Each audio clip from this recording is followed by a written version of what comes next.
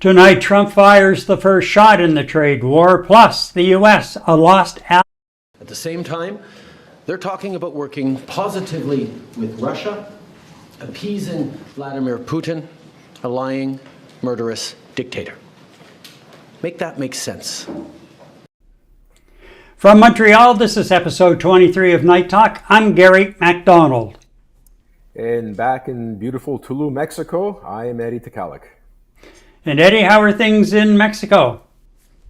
Nice and warm, very sunny, but a lot on the media down here with what Mr. Trump's been pulling off since Tuesday. A lot of activity from the president here as well, but besides that, the weather is absolutely great. Now, Eddie, I know when you were in the other location, you had bumped into a number of Canadians there. Have you talked to any Canadians since you've been back in Tulum? And if so, are you getting a sense for what they're feeling about this whole trade war?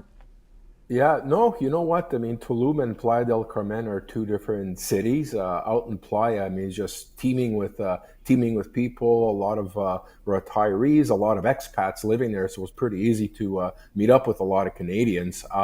But unfortunately, Tulum is a different city. It's extremely chill. I'm pretty much situated in an area where there isn't very much of an expat community here. So I really haven't been able to speak to anybody in terms of what their views are, besides my family and my best friend.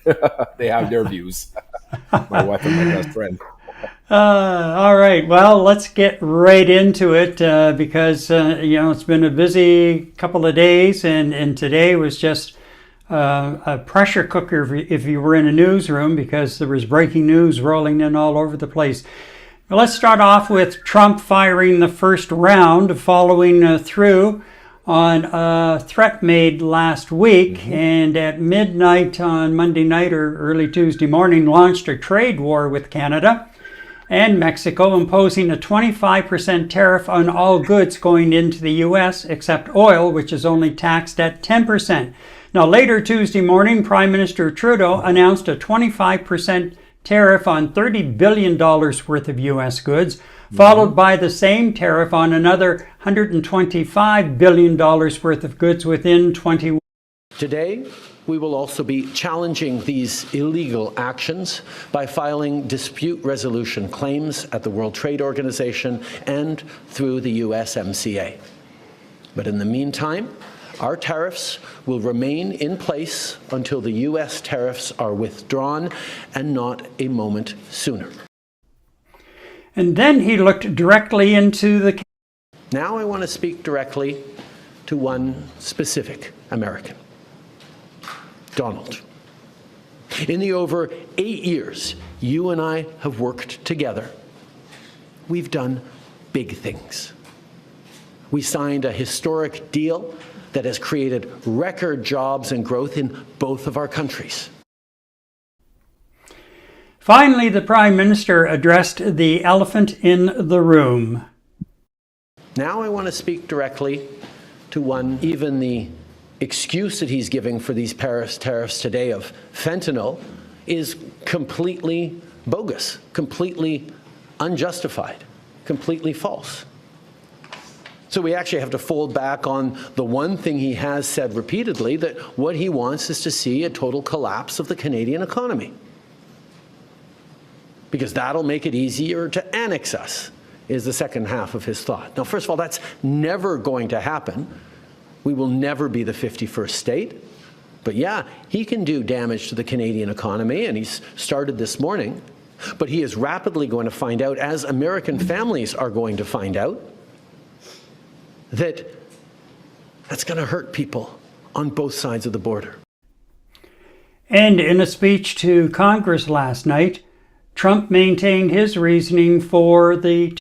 Much has been said over the last 3 months about Mexico and Canada, but we have very large deficits with both of them. But even more importantly, they've allowed fentanyl to come into our country at levels never seen before, killing hundreds of thousands of our citizens and many very young, beautiful people, destroying families.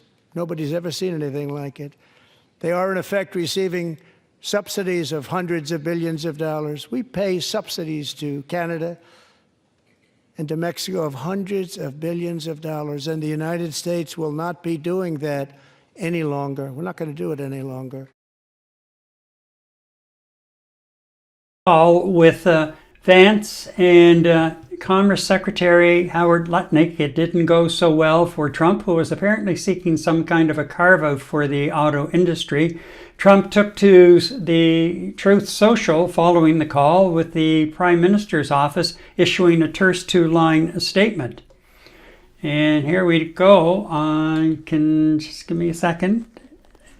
So, Trump posted today on Truth Social following the call with Prime Minister Trudeau.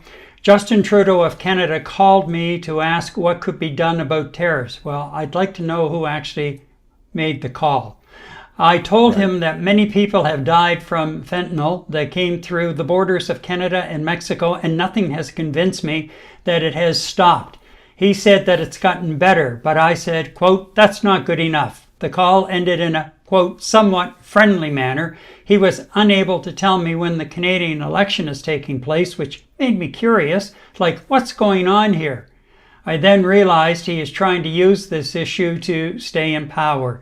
Good luck, Justin. Then he followed that up a couple of minutes later with this. For anyone who is interested, I also told Governor Justin Trudeau of Canada that he largely caused the problems we have with him because of his weak border policies, which allowed tremendous amounts of fentanyl and illegal aliens to pour into the United States. These policies are responsible for the death of many people. In around the same time that Trump was busy on Truth Social, the Prime Minister's office issued the following statement. The Prime Minister and President spoke today about trade in fentanyl.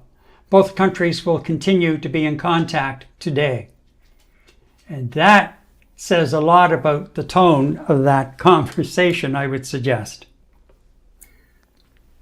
I tell you what, Gary, my chimichangas and the fajitas I had for supper are coming out. Unfreaking believable, the poop that's coming out of that human being's mouth.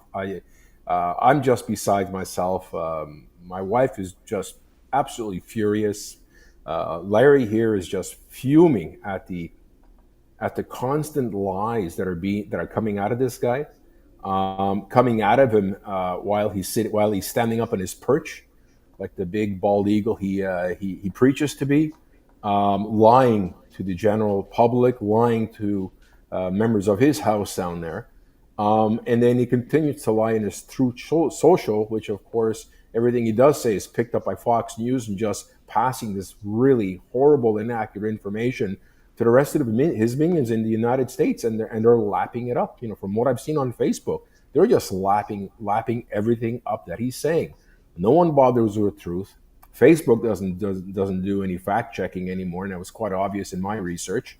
And he just continues to spew absolute nonsense. And I'm sure during that conversation, Prime Minister Trudeau turned around and said, well, you know what? So there's thousands of people in the United States that are dying from fentanyl overdoses from the little bit of drugs that's trickling in from Canada into the U.S. Mr. Trump, I'm sorry. We have hundreds of thousands of people here in Canada that are being more affected than your population by the thousands and thousands and thousands and thousands of kilograms of drugs that pass from the U.S. border into Canada. How about that? But here's the issue. What makes me upset, Gary?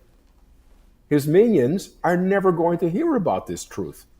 And, you know, I guess we're all rattling the cage here in our apartment here. You know, why doesn't somebody publicly tell Trump the facts? And hopefully some broadcasters in the United States will be able to pick this up. Some of our leaders are ending up on Fox News. Why not bring this up for debate with some of their wisdom seekers out there? We just got to get this message out to correct Trump. Trump's an absolute dump of false, horrible, lying information. And boy, you can tell, Gary, I've had enough of this guy. He really makes me sick.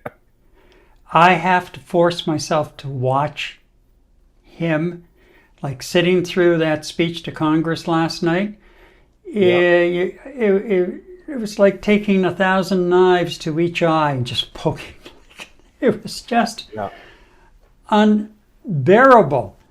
And the Republicans hanging on every word and watching Vance behind them and the speaker up and down like puppets on a string over pretty much everything that he was saying. Like, give me a break. How can there be so many people in a country of 330 some odd million people? How can such a large percentage of them be so oblivious to what this bird is? Today, Bloc Québécois leader Yves-François Blanchet was talking about it, and I just caught the tail end of it, but he said, he was asked about Trump's push to make us the 51st state, and he said, that'll never happen. That'll never happen. He said, that's just Trump's fantasy in his mind. And he said, I can't speak to that. I don't know if his psychiatrist can or not. And the way he said it, like that gruff voice that he has, I just lost it. It was the bright spot of the day as far as some humor coming out of this whole funk that we find ourselves in now. But you got to send me a clip of that. Yeah. By the same token, apparently Trump had phone calls from the three CEOs of the three major car companies in the U.S., and they were telling him yesterday before his speech about how intertwined this whole operation is. You just can't pick it apart. And apparently they're on the phone with him again this morning. In the meantime, you've got Letnick going on every morning show he could get on, talking about, I think there's going to be a bit of a middle ground with Canada and Mexico. And I'm thinking, like hell there is. Trudeau said it yesterday. These tariffs will not come off until the tariffs on your side come off. Nothing about a carve-out or about a middle ground. And the more I watch of Canadian business leaders commenting on this, the more that they're thinking the way that we're thinking, Eddie, and the fact that enough. This, we have to take a stand. It's going to be tough. It's going to hurt, but we have to take a stand. We can't be going through this chaos every 30 to 60 days because that's the way it's going to be. You carve out something now, and a week later, we're going to be back into it all over again. And it's just going to just keep going. He's just going to, pick away, pick away, pick away. No, we have to make a stand now. And, in the long run, I think it's going to make us a much better country because people are rallying to the cause.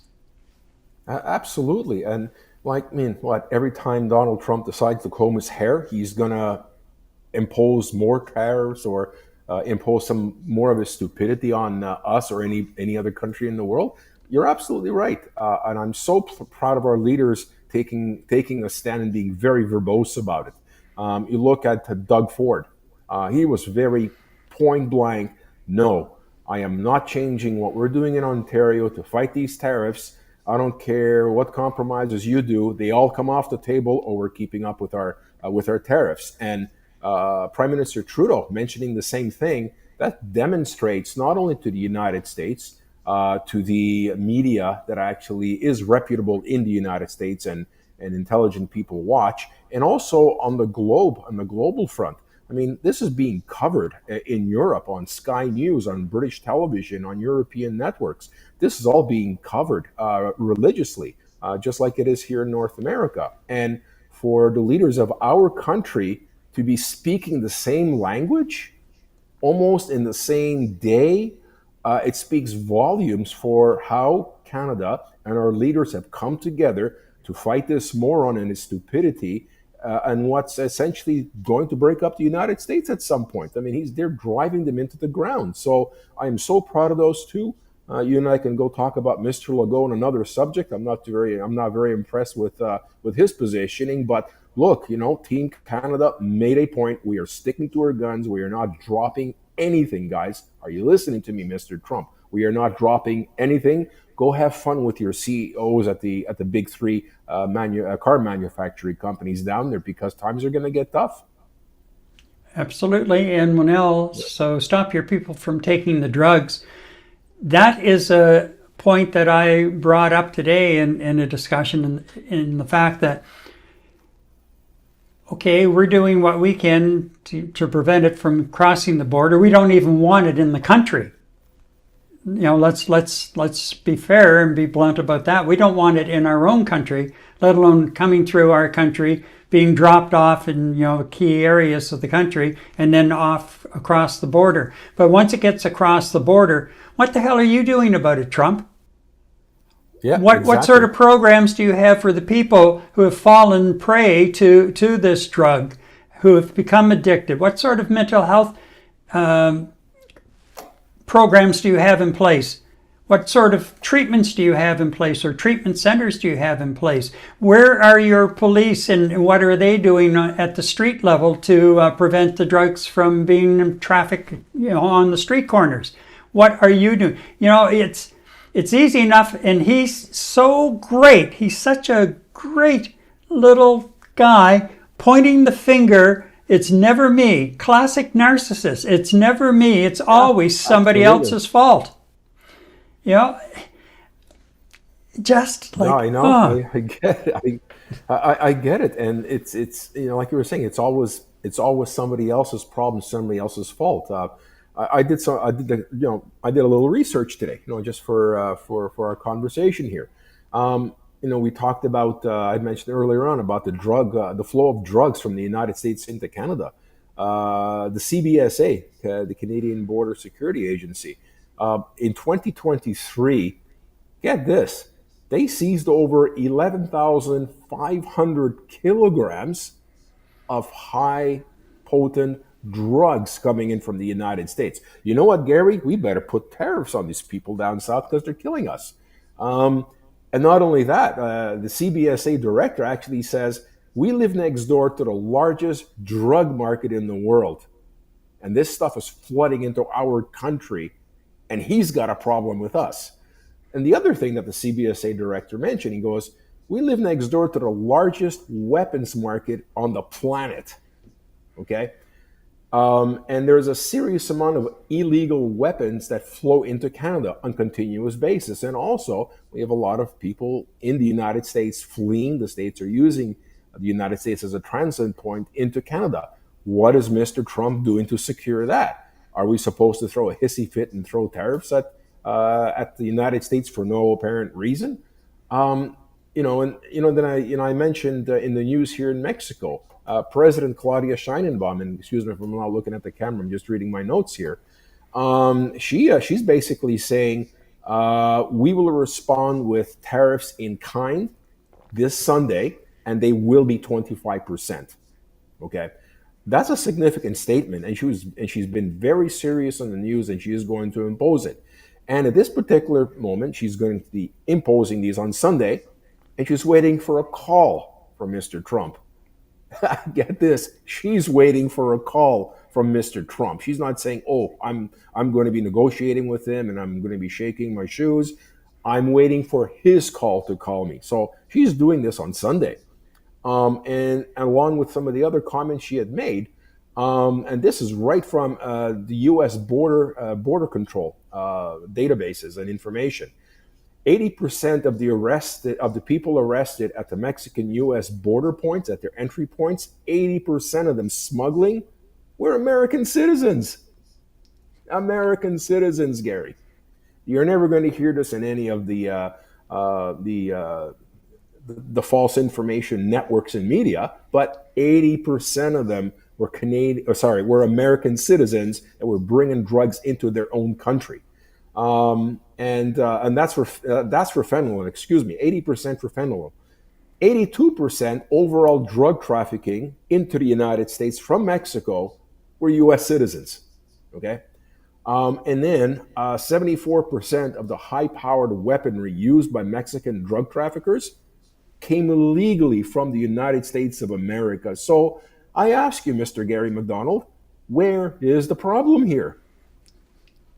Exactly. And Manila's absolutely right. You guys are not doing anything to curb the flow of anything that's illegal into your country. You're blaming everybody else like a true narcissist does, Gary. You're absolutely right, and Manila's absolutely correct too.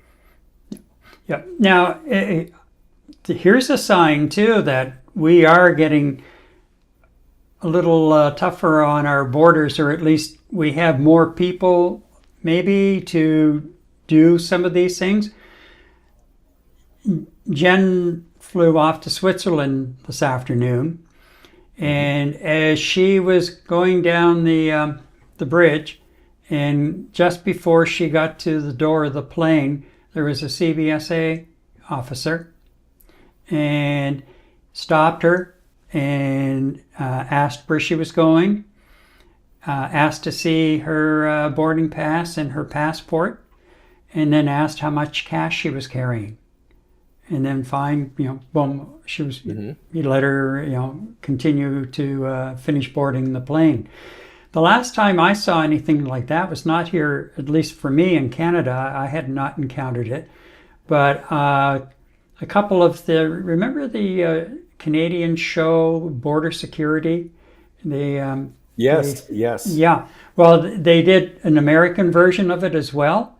And Correct. 2 or 3 times I remember them being like at JFK or Logan in Boston and doing that very thing. People who were going down the passageway to the boarding bridge, they would stop them and ask them those very same questions. So obviously we're now starting to be able to, with the money that's been put on the table so far, we're starting to be a little more flexible in doing,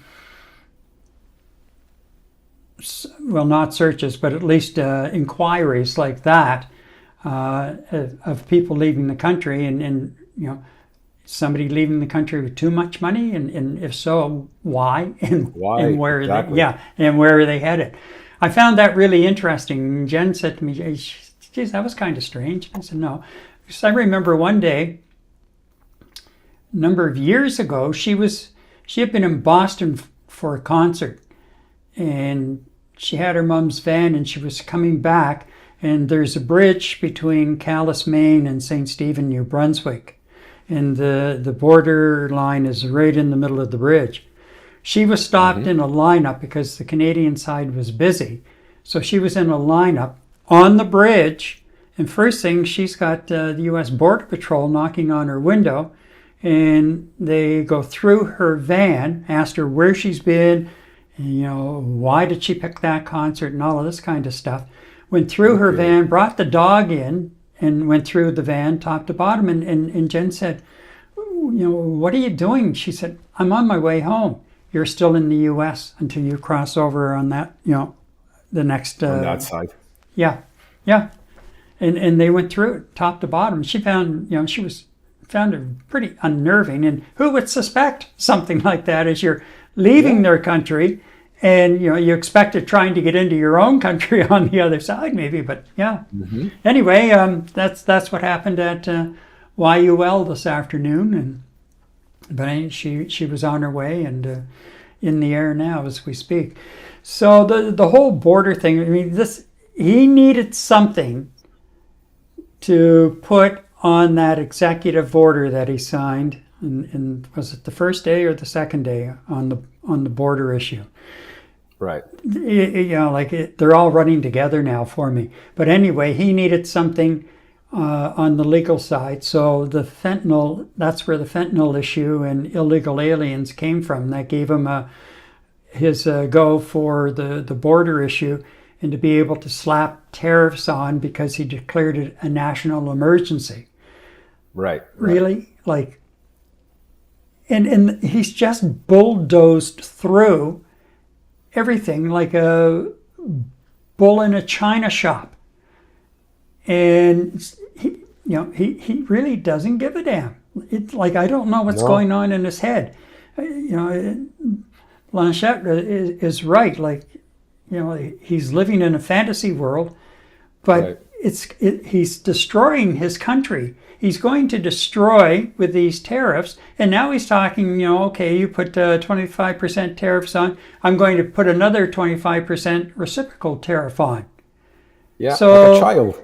Yeah, like how did Robert Benzie describe him yesterday? Like a 3-year-old toddler having a tantrum in the Oval Office. Yeah, exactly. Yeah. So, and you see a lot of Americans on the social media platforms apologizing for what's happening. Well, Or being we embarrassed. we understand where you're coming from, but don't apologize. Take some Do action. something. Yeah, get on the phone and pepper your representatives in Congress and in the Senate. Like, start peppering and your governors. You have to start, letting these people know. And I mean, look at across the country. Yesterday in Ottawa, you had a demonstration outside the U.S. Embassy. The same thing was happening in Vancouver and apparently in a couple of other cities across the country yesterday and again today. And in Ottawa, they're vowing to be there pretty much at least every weekend and maybe every couple of days through the week. And the number of people that are attending these demonstrations, like it's amazing to see.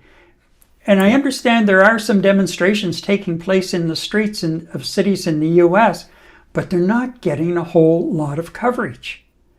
You have to go to, TikTok, and God forbid, but other, social media platforms to see some of these demonstrations that are taking place. And how do you think the people who have been working in the federal government, and they're given 5 or 15 minutes. They walk in and say, you have 15 minutes to clean out your office space of your personal goods, and then you're out the door. Yeah. Like, Out the door. think about that for a minute. Well, I mean, you're looking at the people demonstrating, and you know what? Vermont really impressed me. I mean, as you know, right after Vance finished beating up on President Zelensky, or tried to beat up on President Zelensky, decided to go snowboarding or skiing in Vermont, his own backyard. He got run out of the state, for crying out loud, to the extent that they had to actually put him in some sort of protective, not protective custody, but put him away somewhere so we can feel safe in Vermont. I mean, the entire town came out and basically told him to go home. What does that tell the Vice President of the United States of what the people are really thinking about, and how do common sense people really feel about what is going on? And here's the whole thing, Gary. That's going to fall on deaf ears. That was all over the media, on your ABCs, your CBS, your NBC, your stations in Europe, but you see nothing on Fox. You see nothing on Truth Social. You see almost nothing. You got to go drill for it on Facebook to find it. What does that say of that country when information like, can you imagine that happened 30 years ago? That'd be posted on every front page across not just a country, across Canada, across Europe, basically speaking about this, and you're just not seeing that in the streams of information that it should be reaching the right people so they see what's going on. It's just so frustrating that the individuals that voted Mr. Trump into power, I mean, albeit a lot of them are probably backtracking on what did I do, some of them still just don't get it. And that's the whole problem, is a good portion of the United States population just don't get it, Yeah, well, they don't even realize what's happening to Canada at the moment. A lot of them, we're just a small player in a lot of ways. Murray says Mexico has one legal place to buy guns, and it is on a military base. All other guns are illegally obtained. I did not know that. Interesting. Yeah.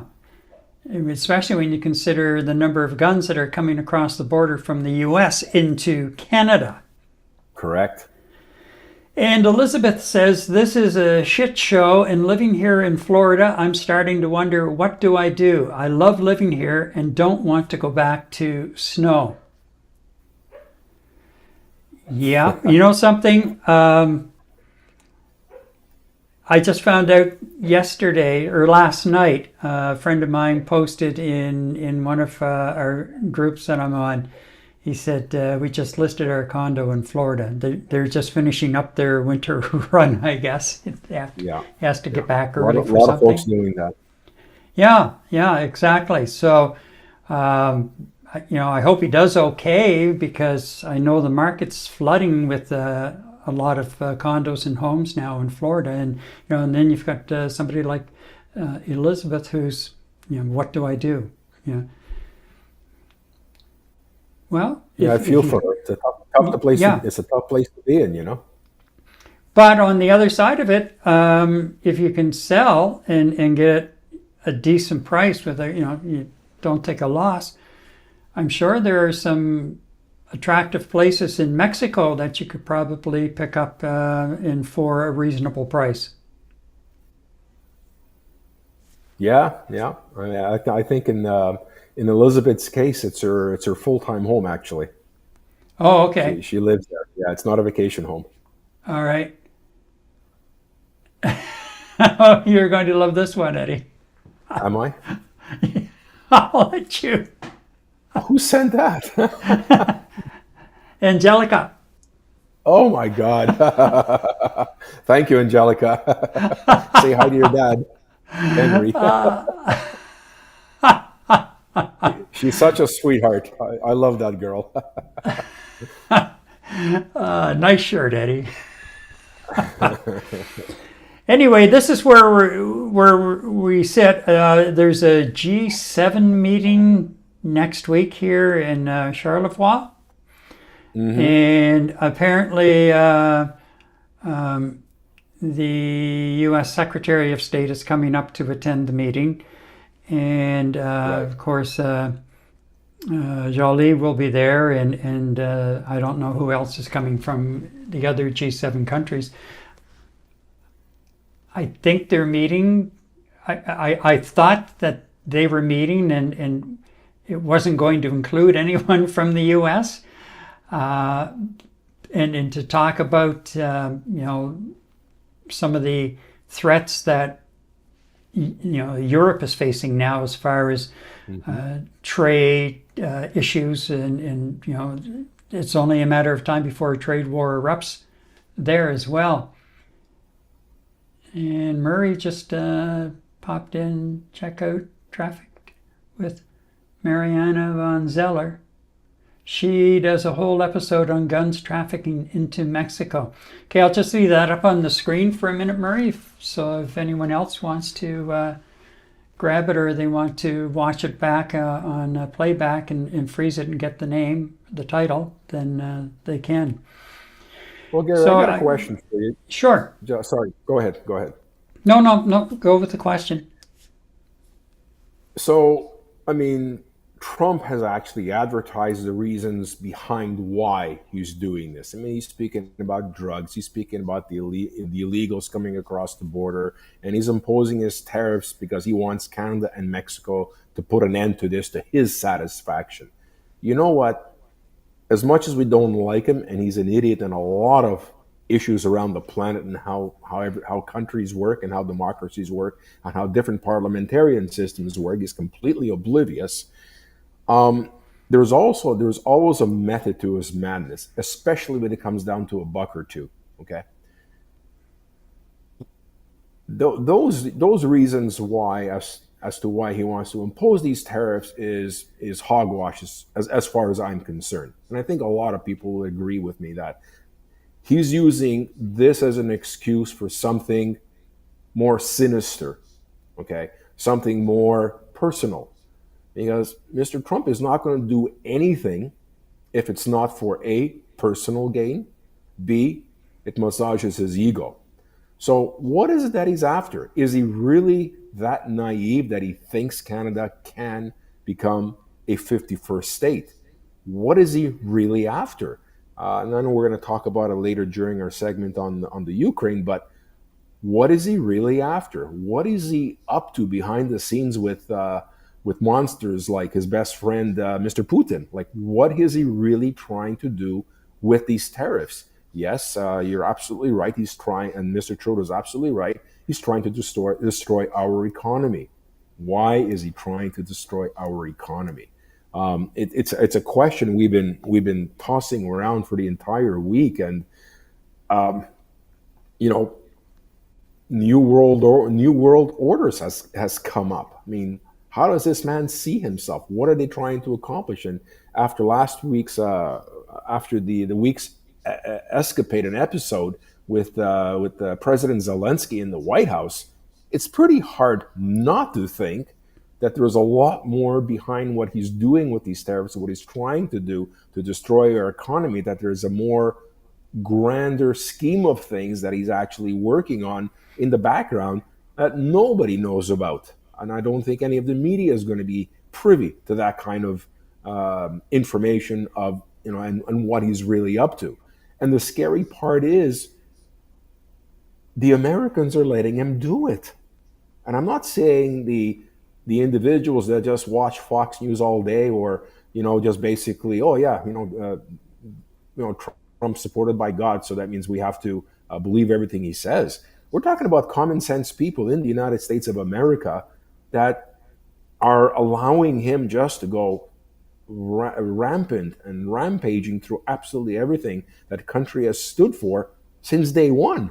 And I've mentioned a lot of times, in some of my posts on social media, Ronald Reagan and some of the greatest presidents in the history of the United States, Republican, Independent, or Democrat, they are all rolling in their graves at what is going on today in the United States.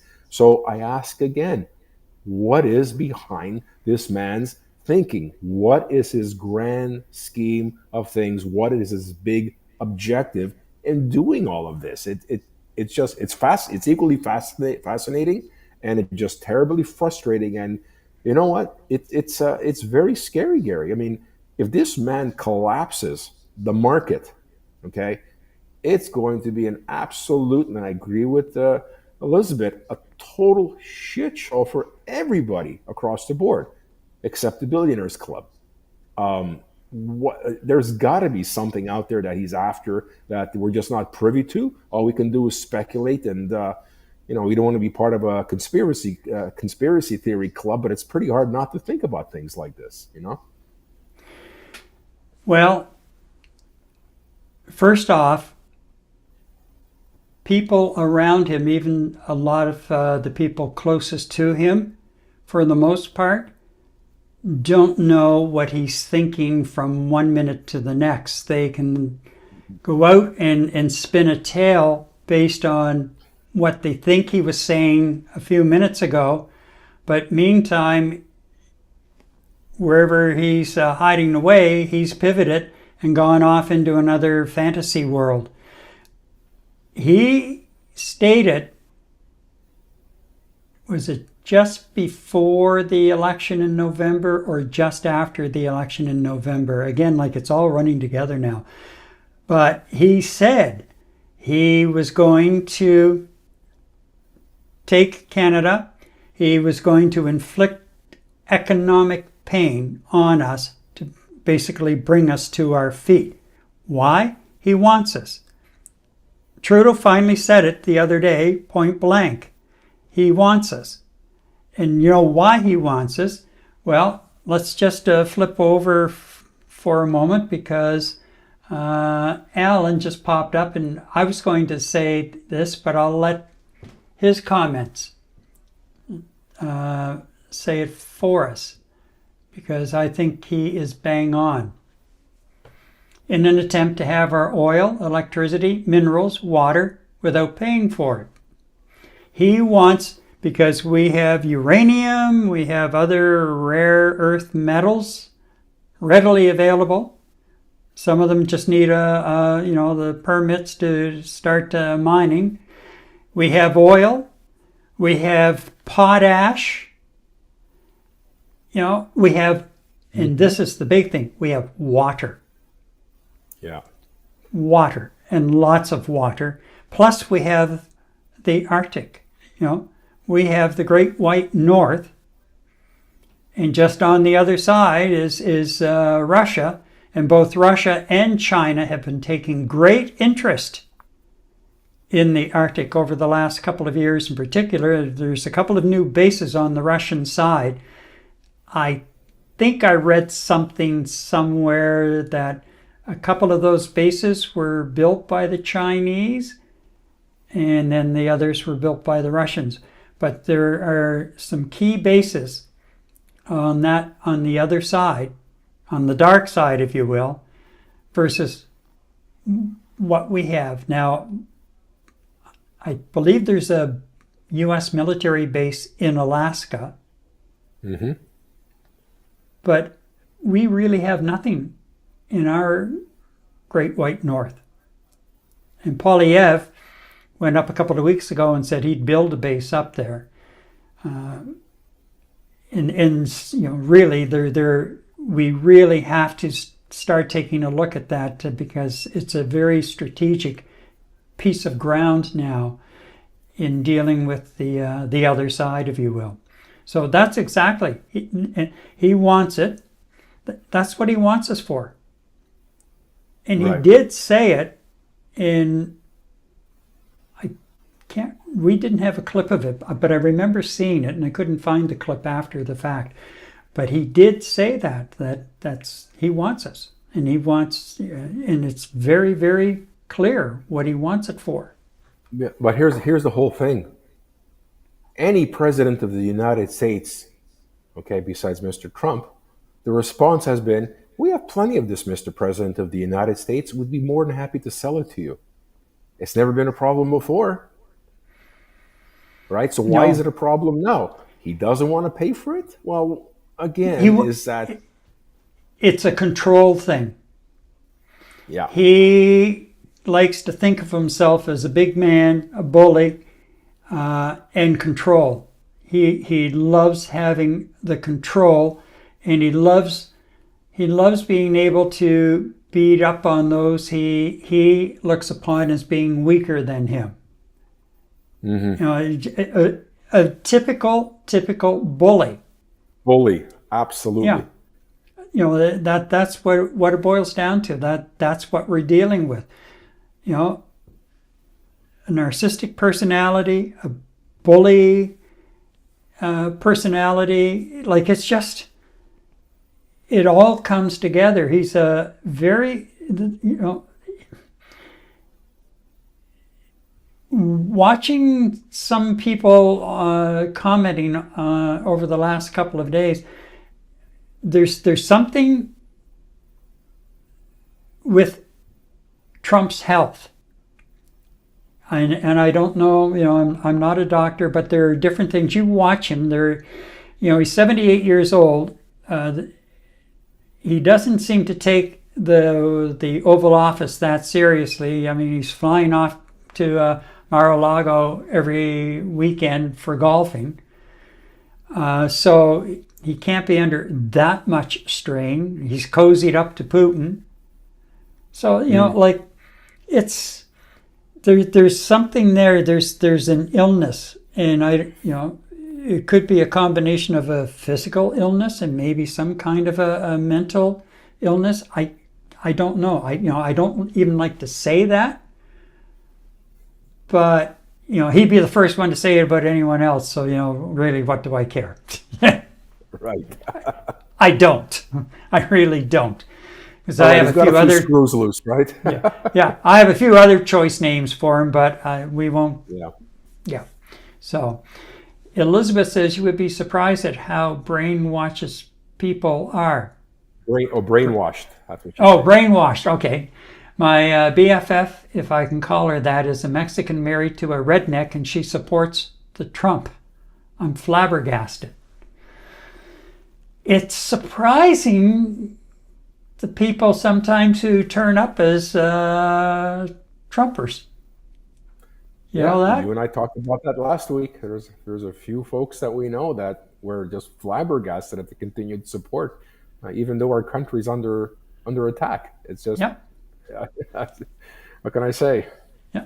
Deborah says Trump is always raising Putin. Putin has something on him, and Putin wants the West to fail and ultimately take over as much of the West as he can, using our boy Trump.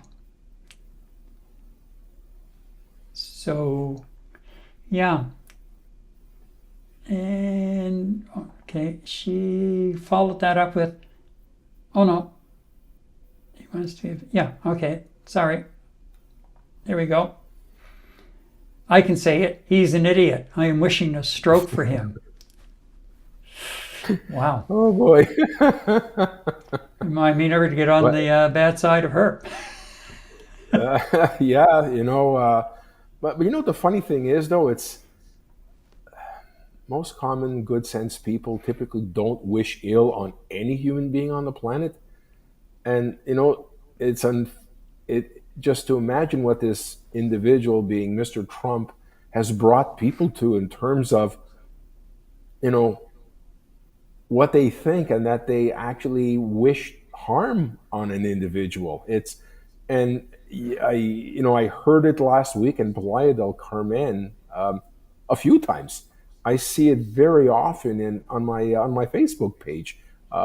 People just wishing harm to this man, and you know what? It's very surprising to see that, because typically people that I've known for years and years and years don't wish harm on anybody. But this one particular individual, no problem. They just wish there was go away. I mean, I was joking around last time when I said MAGA, make America go away.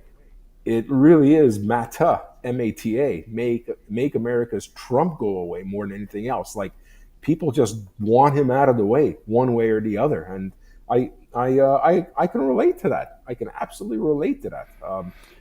Again, it's for the sake of the world, I would imagine. It's also for the sake of United States of America, a country that I've respected and loved, and that's all in the past tense, and it's very much in the past tense for many, many people around the world, and it's all because of one individual.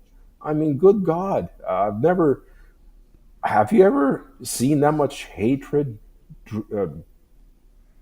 put towards any politician in your lifetime?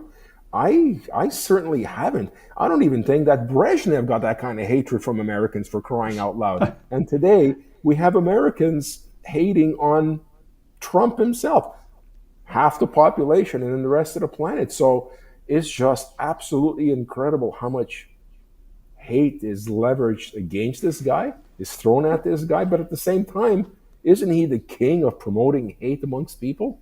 Well, he likes to think, he likes to think of himself as a king. He's referred to himself as king a couple of times in the last 2 weeks.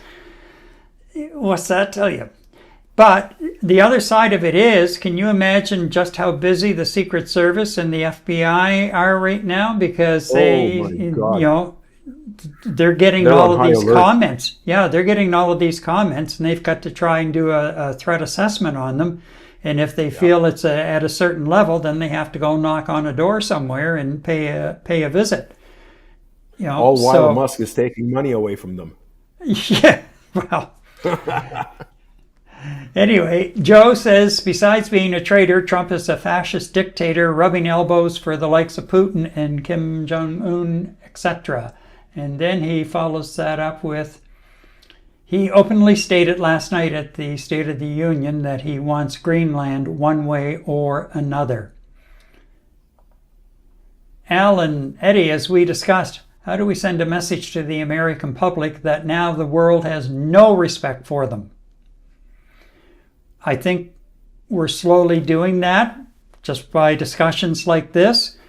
You start looking at YouTube and start watching some of the there's a name for the show, but it's the shows, but it's a comment like similar to what we do, but they're more focused on one person at a time and comments that they're making, and they come, they talk about them, kind of thing. There's a lot of those out there now. But the American people themselves don't apologize to us. And we know most of you didn't vote for him. It's the way it all worked out in the percentages and seat numbers overall that he ended up winning the election. But you have to contact your other levels of elected officials who represent you.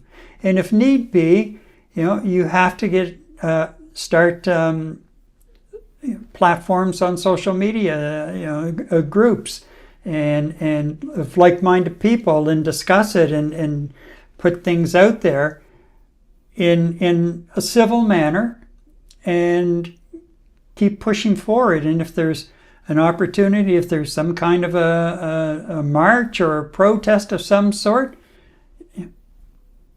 politicians, you can have all kinds of signatures on a petition, but it really means nothing. It's a piece of paper with a bunch of writing, or in the case of an electronic, it's a PDF file with some scribbling, electronic scribbling. Politicians understand. I used to call it bums in the seat. If they look up from their desk in the chamber, whatever level of government it is, and they see the whole gallery filled and it's overflowing with people, and they're all there for an issue or a couple of issues, they get that. That will move them faster and mean more to them than the petitions. Petitions, when you used to go door to door to collect signatures on a petition, was a great exercise in meeting your neighbors. And pretty much that was it. And you felt good because, well, I've done my bit for democracy. But the real thing is, when they see the bums in the seat or the people gathered outside singing songs and carrying signs, that's what they understand. Right. The people. Especially in front of a good camera. Yeah, exactly. Yeah. Exactly. Eddie, as we discussed, Alan says, how do we send a message to the American public that now the world has no respect for them? And then we go to Joe, who comes back. He says, very true, Eddie, to think that our closest neighbor and ally is now our biggest threat. And we're going to get into that in just a moment, because that is so, so true. So true. So I think we've pretty much covered off that part of it, Eddie. One couple of quick things I just want to bring up.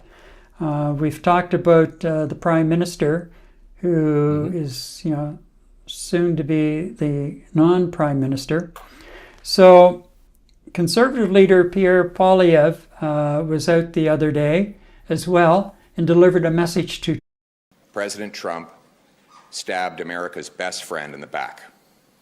My message to the President is this: Canada will fight back. We will defend our people and our economy, and we will put Canada first. NDP leader Jagmeet Singh is calling for an emergency session of Parliament.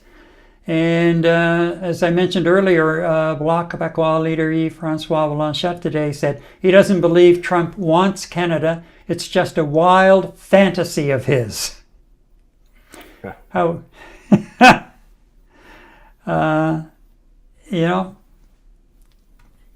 he could be right, but it was something he thought of when he went to the bathroom. Who knows? Okay, and let's see. I've got a couple of more comments, trying to keep on top of them. But Gary, that's the comment I sent you, that Republicans have been told not to go to town halls because they're getting yelled at. They're told by Trump, don't go. That's right, they are. Like, I've watched a few YouTube videos, and a couple of women in particular who have been very vocal at different town halls in different parts of the country were ushered out by security that was on site at the time as well. So let's move on here. Greg says, Gary, you know firsthand, being on Fairvale Council, how people in front of you alters how you see an issue, and thus the people for the people. We all have a dog in this fight. Yes, Greg, yes, I do remember some of those council meetings. But you know what? I wouldn't have traded it for anything. It was really an interesting exercise. So, the trade war is bringing Canadians much closer together. We're more united and patriotic. And even though we are very peaceful by nature, what we're saying is, don't mess with us. Now, coming up still with Trump land, did last week's Oval Office meltdown prove we really have lost an ally? Well, that's something to think about, because I know a lot of people right now are looking for Canadian alternatives for food and everything else. And Eddie, I've had this discussion with you about the tech world. And then I got thinking the other day, gee, I do have something I can suggest to people who are looking for like a website. If you have a website that's hosted in the US, you do have an option for a homegrown Canadian service, Web Hosting Canada, and it's based here in Montreal. They offer a full range of web services. I moved my domains to WHC just over 3 years ago and have found their customer service to be really, really excellent. I've put an affiliate link in the description below if you want to check out their services. Highly recommend them. Okay, so the U.S., is it a lost ally? Last Friday there was a gang up on Ukrainian President Volodymyr Zelensky in the Oval Office that resulted in the postponement of the signing of a deal related to U.S. access to Ukraine's rare minerals. You should be thanking the president for trying to bring it into this conflict. Have you ever been to Ukraine? Did you say what problems we have? I have been to. Come once. I've actually watched and seen the stories, and I know what happens is you bring them on a propaganda tour, Mr. President. Do you disagree that you've had problems bringing people into your military? And do you think that it's respectful to come to the Oval Office of the United States of America and attack the administration that is trying to prevent the destruction of your country? A lot of questions. Let's start from the beginning. Sure. First of all, during the war, everybody has problems. Even you, but you have nice ocean and don't feel now, but you will feel it in the future. God bless. You don't know that. God bless. God bless. You will not have a war. Don't tell us what we're going to feel. We're trying to solve a problem. Don't tell us what we're going to feel. I'm not telling you. Because you're in no position to dictate that. That's exactly what you're doing. You're in no position to dictate what we're going to feel. We're going to feel very good. You will feel influence. We're going to feel very good and very strong. You will feel influence. You're right now not in a very good position. You've allowed yourself to be in a very bad position, and he happens to be right about it. From the very beginning of the war. You're not in a good position. You don't have the cards right now. With us, you start having I'm not cards. playing cards. Right now, you don't. You're playing cards. You're playing cards. Serious. You're gambling with the lives of millions of people. You're gambling with World War III. You're gambling with World War III. And what you're doing is very disrespectful to the country, this country, that's backed you far more than a lot of people said they should have. Have you said thank you once? This A lot entire of meeting? times. No, in this Even entire meeting, today. have you said thank Even you? today. You went to Pennsylvania and campaigned for the opposition in October. Offer some words of appreciation for the United States of America and the president who's trying to save your country. I could not believe that whole scenario the other day. I was just gobsmacked. Disgusting. Just gobsmacked. And, you know, that meeting followed comments by Trump just over a week before the session, where he called Zelensky a dictator, if you remember, and accused him of starting the war. Now we are embroiled in a trade war that follows a number of comments by Trump that Canada isn't a viable country and will be better off as the 51st state. So, has Trump gone over to the enemy side, joining his buddy Putin, and have we lost an ally? I'm very interested to hear what some of our viewers are thinking about this as well. But Eddie, like, that was a total disgrace to what the Oval Office stands for. That's, the so-called center of the free world, the center of democracy, or that's how, the White House and the U.S. has been billed. We are the protectors of the free world. And to allow that to go on in front of the cameras, it was such a setup that way. And then you had the Russian reporter from the TASS news agency, which is Russian state to control, in there in live streaming, and then all of a sudden, oh, you're not supposed to be in here. How did you get in here? And they kind of made light of it. Well, you know what? We're not stupid. You just don't wander into the White House and nonchalantly, kind of mix in with the reporters and get in there. And that just doesn't happen. Ask the premiers who showed up with a scheduled meeting, even though it was with Tier 2 officials at the White House 2 weeks ago. Remember that? And look how long it took them to get... They almost got the glove treatment. Yeah. Well, look how long it took them to get clearance to get in. And there were two that really got worked over as far as the last ones in... one was, I believe, Scott Moe. And I can't remember who the other premier was, but it took forever for them to get their clearance to get in. So yeah, and you know what? That whole episode. I mean, I'll just say very briefly, Gary. I saw that, and I can't even tell you what my emotions were at that time. I was absolutely floored, and you know what? A profound wave of sadness overcame me. I was so sad to see what transpired in that Oval Office in terms of how Vance and Trump just absolutely bullied this guy to, I don't know, whatever script or agenda they were on. Obviously, we have our ideas of what it was all about. I was so emotionally overcome by this that it actually brought tears to my eyes once I had a few seconds to think about what transpired. And that is absolutely terrifying, Gary, in terms of we have these lunatics running the biggest military on the planet just south of our borders. On how safe can I feel with these guys running the states and running that government just south? I mean, they're only 85 kilometers from my home, okay, in Montreal, running that country. And the way they treated the president of the Ukraine as a common criminal, zero respect, treating him like he was a dummy, talking to him like he was a grade school kid. It was absolutely disgusting. There was nothing good about that meeting. There was a lot of Trump bullshit, a lot of Vance up Trump's you know what.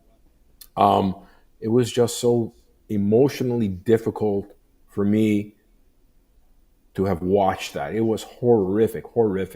And you can go into social media and you see all kinds of memes, and here you have the Republicans and the MAGA like criticizing the president of the Ukraine, who's in the middle of a bloody war with what used to be the greatest enemy of the United States, and was called the evil empire by a great president of the United States.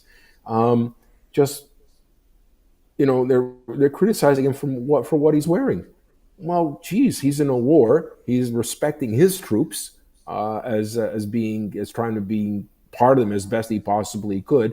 He's walked the front lines. He's actually got a flak jacket on with a helmet, walking the front lines, for crying out loud. And you're going to criticize this guy for what he's wearing in the White House.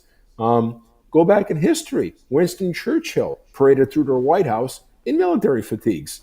Was that a problem? And what about when the rest of Trump's circus shows up in the Oval Office?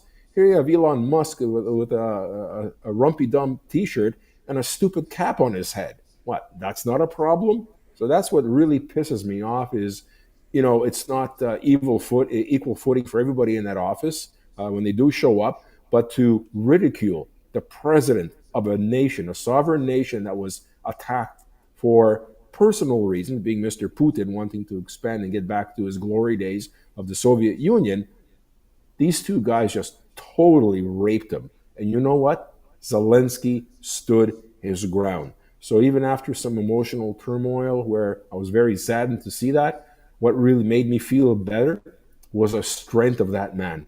What he's been going through the last 3 years as the leader of a country being decimated, or Putin trying to decimate that country, and they're still holding their ground. That is absolutely impressive. And those two clowns should have reflected on what he had accomplished and actually maybe even mentioned what he had accomplished. But Gary, you and I both know he's not going to say anything bad about Comrade Putin, because Mr. Trump is a comrade himself. I don't care what people say. He's a comrade himself.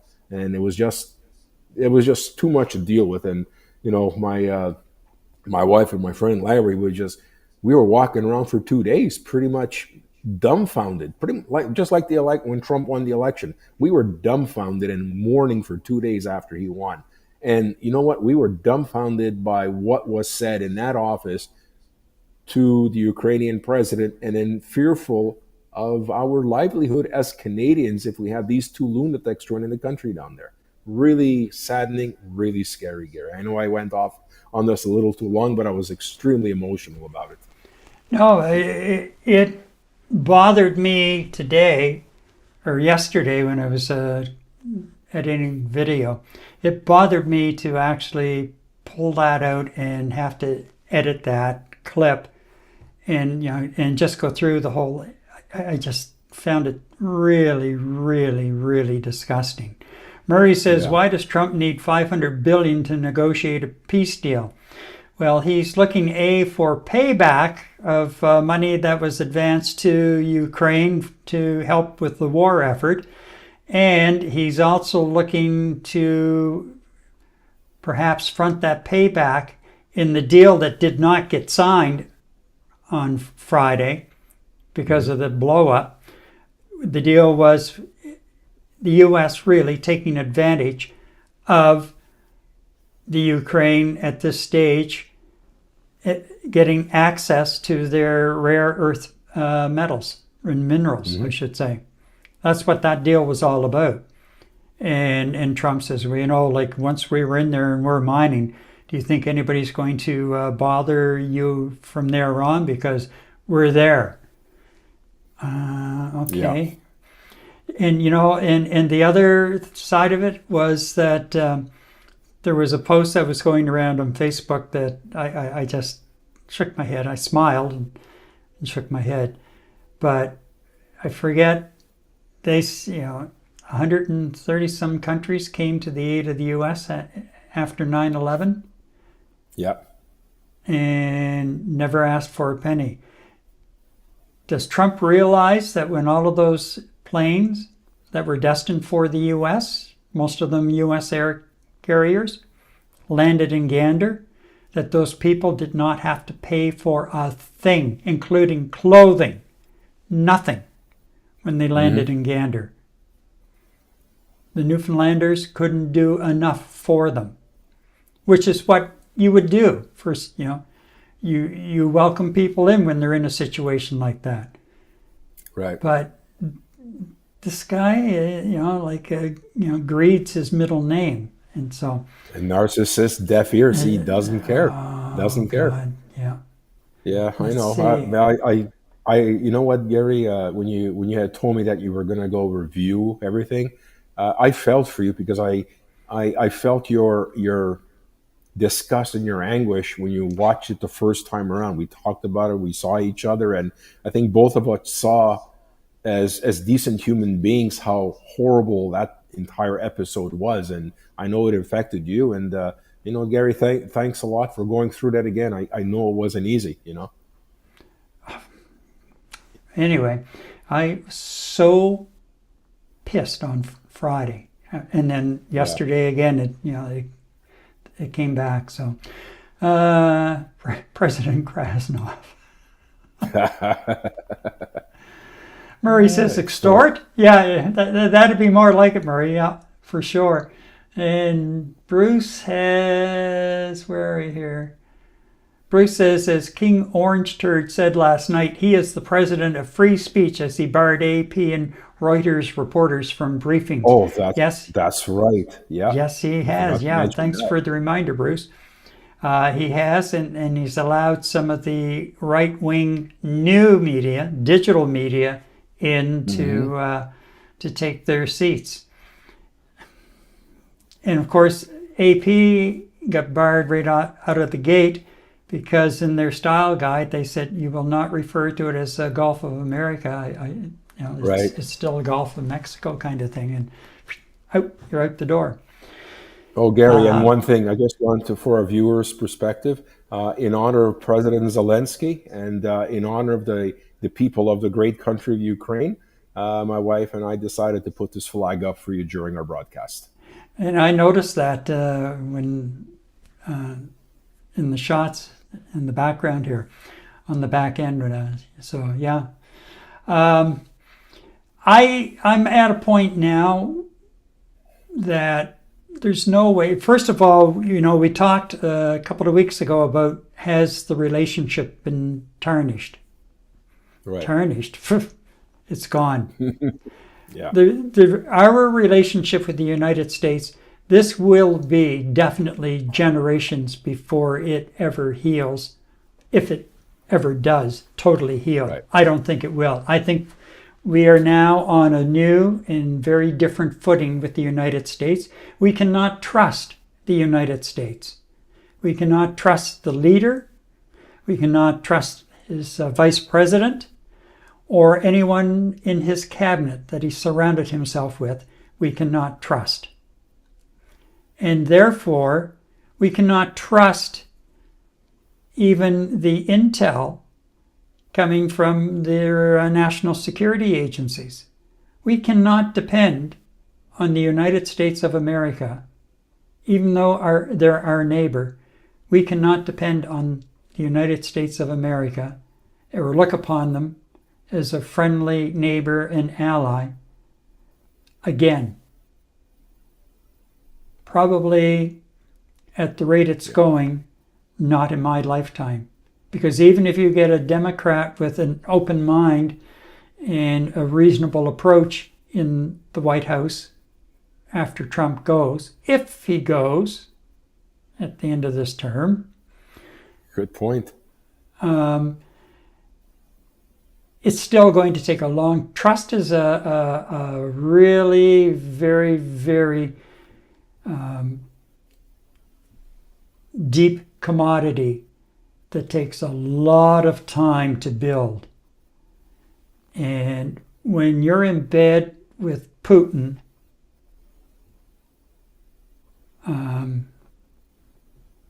sorry. So we really do, and you know what? I think the other members of the Five Eyes, they really need to have a look at this situation as well. Because we just can't trust him. We cannot trust the President of the United States of America, our neighbor. Yeah. And for that's the scary part. Yeah, for the first time, I'm about to say that I'm really very, very sorry that the United States is our neighbor. Mm.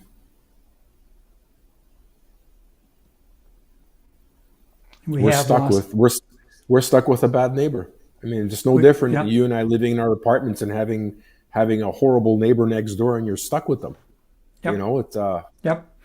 And let me say this: let's hope that over the next 3 years or 4 years, it's still like he's only had a month, so it's still really 4 years. It feels like 4 years. Yeah. Yeah. Let's just hope that nothing comes up that they turn to us, looking to us for anything like, we're not sending firefighters to help you fight your wildfires. We're not sending water. We're not sending anything. Our power crews, if we do, there will be a bill attached. You want to play that game? We can play that game too. Well, didn't President Trump say there's nothing that Canada has that the Americans can't do themselves or produce themselves? Yes, he did. Yes, he did. Right. Well, there you go. Yeah. And as I say, I would suggest that from here on, if we do go in, we go in, but we make it very clear up front, there will be an invoice coming your way. Four times the regular charge, of course. Yeah, because there's Minimum. travel and everything else involved. Oh yeah. You know, it's a shame, but But you know that's what, Gary? the way it This is. is the language. This is the language that he understands, and unfortunately, this is the only language that his supporters, right from the guy on the farm in Idaho, all the way up to his Republican supporters in Congress, this is what they understand: money. It seems to me that anything that relates to money, they will either react positively or negatively to it, or at least get a reaction from them. And that's the only language Trump understands: money. Right. And I think with everything that's going on right now, with the tariff war, and us holding our position that even if Trump reduces tariffs by a certain percentage or gets rid of a couple of them, we are still gonna tariff you. And you know what, Gary? Even if they remove all the tariffs, we're going to continue tariffing you. And after the tariffs wars have been removed, you know what? That entire Canadian mobilization of Canadians coming together still boycott their products. I mean, Absolutely. I don't plan to buy American products for a long time. I am not setting toe in the United States unless family urgencies required. I'm not setting foot there. I'm not spending a penny. And I know a lot of people that are of the same mind. I've also joined a group in Europe, which is basically boycott America. There is a whole movement in Europe brewing up right now in boycotting products in the United States of America. This is where it's going to hurt the supporters of the Trump regime, both from the MAGA side of it and both from the congressional side of it, is money. You're not making money, there's something wrong, and somebody's going to have to pay for it. What can I say? I don't plan to spend any money on American products. That's just the way it's going to be for me. But you know what? Think about it. The more that we spend money on and support Canadian products, the more that those companies will expand and create more jobs here. Yes, exactly. Yeah. And as you said too, our continuing negotiations with the European leaders in creating a huge global economy between Canada and the European powers to be, that is one hell of a group of countries to do good trade and good business with each other. Just Canada and the European Union, and extend that to APAC, the Asia Pacific region. You know what? You guys in the United States do what you feel that you have to do. Build up a wall around yourselves. Become xenophobic. You know what? There are plenty of other countries we can do great business with and really, really evolve on a global scale as opposed to individual country scale. And I'm looking, you know what? I really am looking forward to that becoming a reality. First, us in Canada getting rid of our trade barriers between provinces, absolute priority for the upcoming Prime Minister of Canada, whoever that ends up being. And secondary, continue to pursue solid relationships with our neighbors across in Europe. As Christian said last week when he was speaking to us from Germany, this is exactly what Europeans are preparing for. They're next on Trump's radar, and they're getting ready for it. And You know what? I look forward to that day where, you know what, I got a lousy neighbor next door to me, but I'm doing okay here in Canada. Yep. That's what we're looking for. Coming back to building them, no sense of building them. He does not pay his bills. Yeah, so there you go. And Murray says cash up front. And Monel says, Freeland said in order to get Trump's attention on these tabs, she would hit Tesla, I think she meant the tariffs. She would hit Tesla with 100% tariff and get Elon to make Trump change his mind. Yeah, and she has been threatening that's going to be one of her first acts in firing off a shot in the trade wars. So, well, Eddie, it's been a busy night. Yes, and it has. we have accumulated 4 likes, a heart, Nice. Wonderful. and a smiley kissy one. Heart Oh, one. okay. Smiley heart one. must- Yeah. That has to be Angelica. She likes my shirt. So, yeah, it's just been so far, and it's only Wednesday, and the week's not over yet. So, but let's not forget that we find out who our next Prime Minister will be on Sunday. We can't forget that. Oh, yes. But also, there's one other thing to remember: to like, share, and subscribe to keep our channel growing. And we thank you for your support. And if you're watching the recorded version at a later date, leave a comment down below and let us know your thoughts. Night Talk returns in 7 days. From Montreal, good night. Eddie? Good night, everybody. Good night.